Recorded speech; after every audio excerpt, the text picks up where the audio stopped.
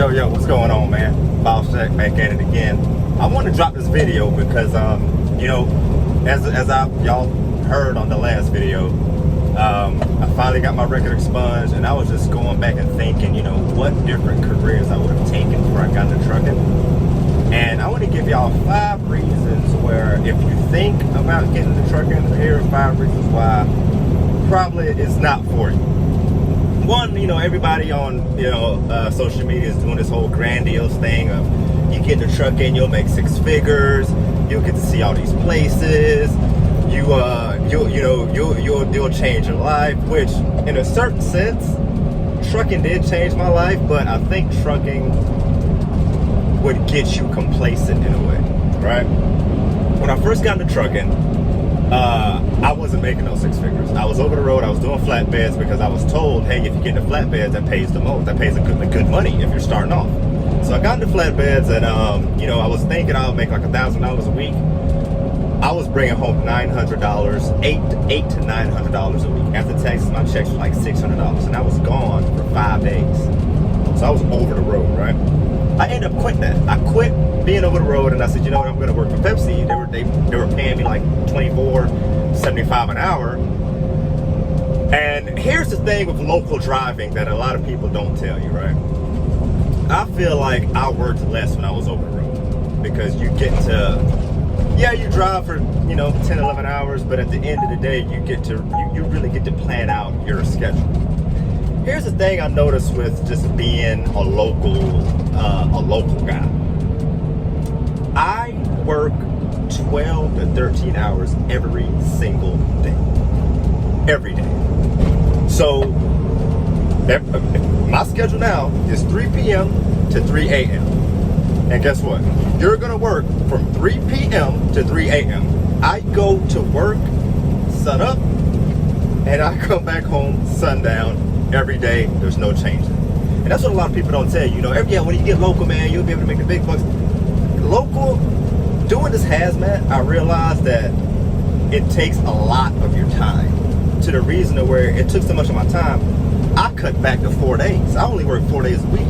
Because when I was working 5 days, you're on. So in your day, as long as you get your 10-hour reset, you're good. So as long as you get that 10-hour reset in that day, trust me, you're going to be working them other hours. Because there's like a 14-hour work week. And in some local, there's one day where you're allotted to work 16 hours. 16 hours. Alright?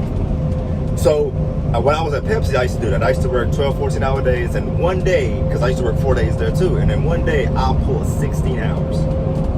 When I got into hazmats, that's one of my first reasons. It's time consuming. It takes a lot of your time. Like doing this type of job, it will run you ragged, because you're constantly, it feels like you're always in a rush. You're in a rush to go to work, you're in a rush to get off. So I go to work at 3 p.m., I get off at 3 a.m. every single day. It's time consuming, and I get paid by the load. I don't get paid by the hour. I know people that are like, hour junkies, like, oh man, that's some good hours, man, that's some good hours. From a person that doesn't really like doing this, to the person that loves doing it, that's great for you. But somebody that's just doing it to kind of like, all right, man, I need to reset, let me just figure out some things, you're probably not going to like it. 2, everything is always your fault. No matter what you do, either dispatch or somebody going to make it your fault. It's always the truck driver's fault. So, with this company, and this company's cool. So with this company, I was told to pull a certain load from a certain account, right? That's why you always got a CYA, cover your butt, but cover your, you know what A stands for. Always cover your butt, because one thing about it, they gonna put it back on you. I was told to pick up a load and pick it up under this account, right? All right, cool, did it. 2 weeks later, they gave me a call and was like, hey, why did you pull under this account? I was like, well, you told me to. They was like, no, we didn't. Just like that. We didn't tell you to pull that account. Yeah, we gonna charge you. I said, no. I said, y'all told me to pull that account, and I had the receipts. And as soon as I gave the receipts, that's when they were like, oh yeah, we did tell you to pull that. Yeah, you did. My bad. Yeah, I know it's your bad. So that's 2. 3, I know y'all were hearing that beep. All these new safety features on these trucks, they're the most annoying thing ever. Trucking is so heavily regulated. Their thing that they're doing it for the better, it will annoy the crap out of you. That beep doesn't stop. Say if I'm in steady traffic and there's a truck, say 50 yards away from me, it'll beep. It'll just beep. Dum, dum, dum. Until you slow down, it'll beep. If you get closer, it starts to beep faster.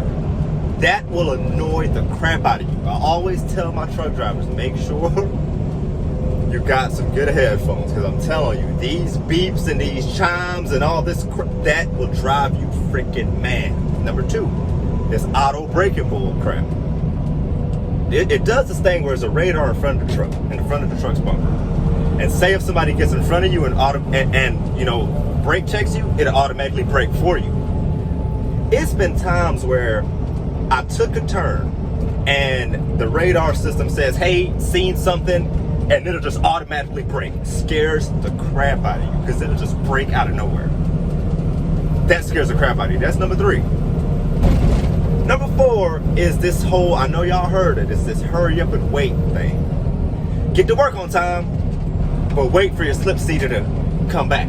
So yeah, make sure you get to work on time, but your slip seater is not going to be back till 4:30, 4:45. So in your head, you're thinking, well, I'm going to come to work at 4:45. Well, no. Show up to work and wait. That hurry up and wait BS, that will drive you crazy, bro. And there's plenty of other things in trucking that, will make you scratch your head a little bit. And number 5, what is the number 5 thing that kind of just pisses me off with trucking, man?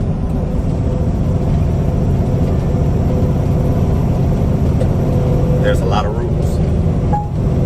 There's a lot of freaking rules, and it can be very tedious. It can be so tedious. And 2, the people that you deal with, they're some of the most rudest people that you'll come across. I don't know why people treat truck drivers like crap. And I know probably some of y'all think like, oh man, you stop crap.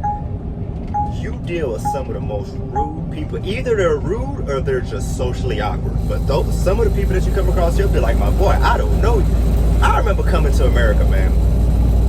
My first time coming to America, and I realized this very quickly. I said, one thing I noticed, I love this country. I love the opportunities they can bring. But one thing I noticed that people do here, and probably all around the world, but I noticed it here because I moved here.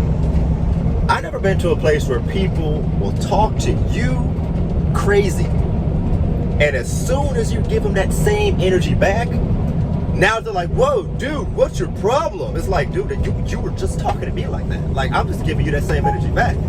A lot of people, they do that a lot here. A lot of the customers that you come across, doing the gas and all that and the hazmat, they're pretty cool. But when I used to work for Pepsi, man, and I used to show up, people early in the morning, I used to deliver to Target, and it was this one dude, I think he worked in the Kennesaw Target, bro.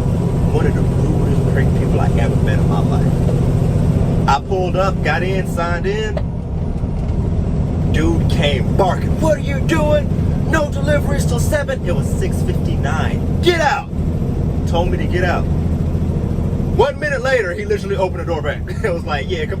I said, bro, I said, who? I said, yo. Long story short, me and him had a little spat. Dude switched on me, was like, dude, what's your problem, man? I'm gonna talk to your supervisor. I said, dude, you started yelling at me, man. That happens a lot, man. And one of the last things, I work in Atlanta. People that drive in Atlanta, that beeping, people that drive in Atlanta, some of the worst. Some of the worst drivers are in Atlanta. They will cut you off, they will block you, they will try to intentionally get hit by you. They will force, they will break, they will force break you every time. They'll do that. They do that and they don't care. And one thing I realized about people in Atlanta, man, they look at you as a check. Yeah. They look at you as a check, man. So, my truck drivers, and I'm gonna make a video about one of the top 5 reasons why you should truck. Because like I said, it did change my life, and there's a lot of things that you're gonna have to get used to. People that are short-tempered, this is not for you. People that don't have any patience when it comes to traffic, it is not for you, because I'm in traffic every single day except for the weekends. That's why I prefer to work on the weekends. But there's little things, man, that you really have to think about before you get into trucking. Is the money there in certain sectors of trucking? Yes, it is. Me, is hazmat and oversized loads. Hazmat for me, that's when trucking started becoming more bearable to me. I don't work as much. Yeah, I do. I work a lot of hours. Yes, I do work a lot of hours. But as far as being able to plan my life and being able to buy a house and, you know, have money in my savings and, you know, that's where it changed me. Like, because there's some good money in it. Do I want to do this forever? No. I just got my record expunged. I'm a free man now, man. I'm a free man, yo. It's time for me to get out this truck, man. It's time for new endeavors. And with that, I'm going to end the video. But I just wanted to, you know, express this, make this video. And if anybody have any comments, man, you know, like the video, you know, subscribe. The more videos to come, man. Thank y'all for watching. Peace.